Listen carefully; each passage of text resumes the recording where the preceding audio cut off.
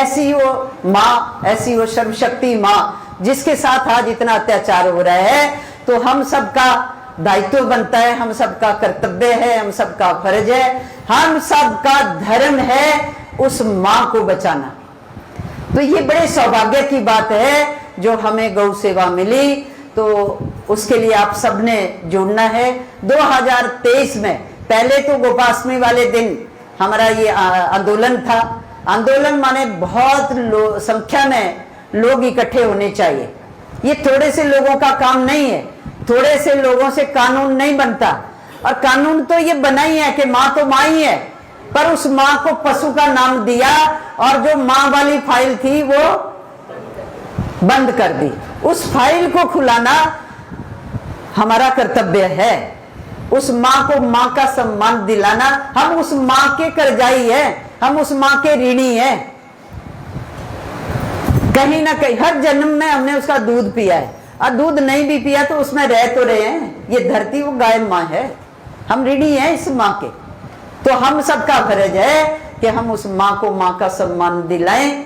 और पूज्य गोपाल मणि महाराज जी के साथ 2023 में जो गोपाष्टमी वाला दिन होगा, उस दिन हम सब ने इकट्ठे होना है। जितने आपके बंधु बांधव हैं, जितने ज्यादा से ज्यादा लोगों को आप इकट्ठा कर सकते हैं, उतने लोगों को इकट्ठा करना है। और 2023 गोपाष्टमी वाले दिन हम सब जाकर सरकार के पास गुहार लगाएंगे कि हमारी माँ को माँ का सम्मान दिया जाए। अभी कुछ दिन पहले की बात है, किसी परिवार में से किसी ने शरीर छोड़ा था, तो हमने कहा कि भाई पिंड किसको दे रहे हैं, कहाँ दे रहे हो पिंड, किस गाय को दे रहे हैं जाके। गाय अभी जो भारतीय नस्ल की गाय की बात नहीं है, जो विदेशी नस्ल की गाय है, जो विदेशों से आई हुई है नस्ल। हमारी भारतीय गाय को, हमारी माँ को विदेशों से सीमन मंगवा कर दिया गया, और वो जर्सी गाय ज्यादा दूध देने वाली, उसको लोग माता मानते हैं। ये है गाय, गाय का दूध पी रहे हैं हम तो। अब पूछा जाए कौन सी गाय का, बोले जर्सी गाय का। मगर किसने कहा वो माता है। सब जीवों का सम्मान है, सबकी रक्षा होनी चाहिए, लेकिन जो भारतीय नस्ल की गाय है वो हमारी माँ है, वो हमारी ये पृथ्वी है, हमारी कई जन्मों की माँ है, वो हमारी धर्म की, हमारे सनातन धर्म की जड़ है, वो मूल है, उसको बचाना है। हमने कहा कि 1983 की बात मैंने आपको सुनाई कि हमारे गुरुदेव ने कहा कि तुम धर्म की रक्षा करोगी तो धर्म तुम्हारी रक्षा करेगा। ऐसे ही हम आप सबसे निवेदन करते हैं कि आप धर्म की रक्षा करेंगे, हम सब धर्म की रक्षा करेंगे तो धर्म हमारी रक्षा करेगा। हमारे मानसिक रोग ठीक हो जाएंगे, हमारे शारीरिक रोग ठीक हो जाएंगे, जीवन की सारी समस्या खत्म हो जाएगी, और हमारी जो सोचने और समझने की क्षमता है वो और बढ़ जाएगी, अच्छी हो जाएगी, मन अच्छा हो जाएगा। शरीर तो प्रकृति का नियम है कि समय के अनुसार शरीर वृद्ध होगा, लेकिन मन जवान रहेगा। तो वृद्धावस्था में भी आपको बुढ़ापा नहीं सताएगा। लिख लो बात मेरी, ऐसे ही नहीं कह रही हूं, कई अनुभवियों के अनुभव है। मन जवान हो जाता है, मन स्वस्थ हो जाता है, शरीर वृद्ध हो जाता है, कमजोर हो जाता है, लेकिन वो कमजोरी दुखाती नहीं है। थोड़ा बहुत कष्ट तो हो सकता है, कष्ट हो सकता है, दुख नहीं होगा, याद रखना। तो इसलिए माँ की रक्षा करें, अपने आप को स्वस्थ बनाएं, अपने धर्म की रक्षा करें, अपने जीवन को सार्थक बनाएं।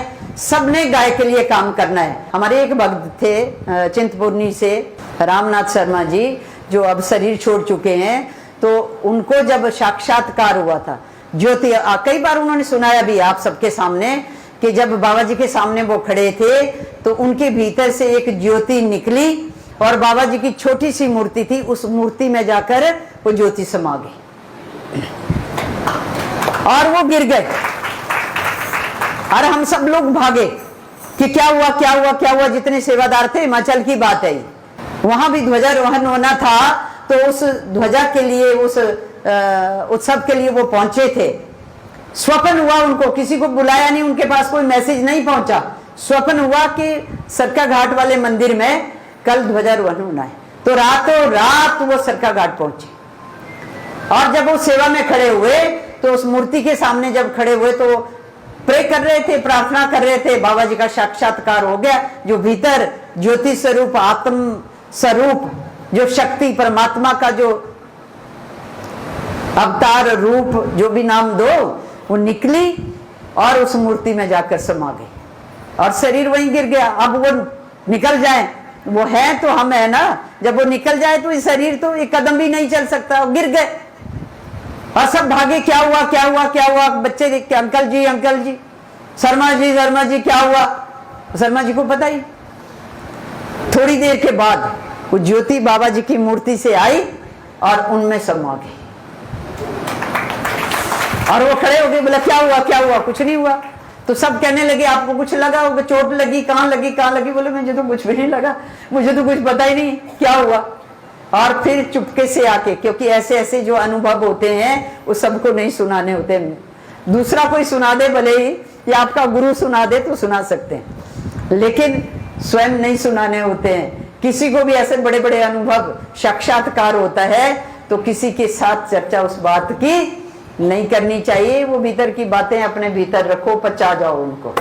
और बड़ी तड़प हो कि नहीं कहीं तो बताना ही है, ये पच नहीं रही है, बहुत सारी बातें नहीं पचाई जाती ना, तो आप अपने गुरु को बता सकते हैं, किसी दूसरे को नहीं।